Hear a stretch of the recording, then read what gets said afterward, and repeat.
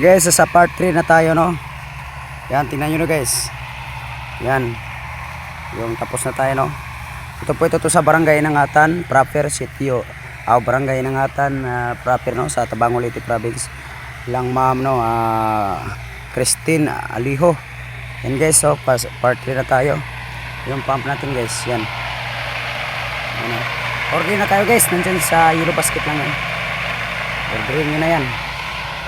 Pagkatibay, ako po talaga ang nagsasabi dyan na matibay yan dahil po subok na yan.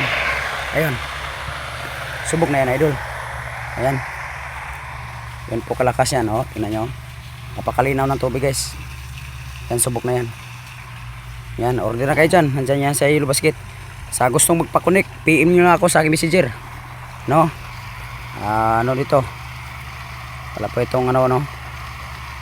Talagang upload po nito kahit mahirap lang tayo, upload na po dyan, no? PM nyo ako, maraming salamat mga lol.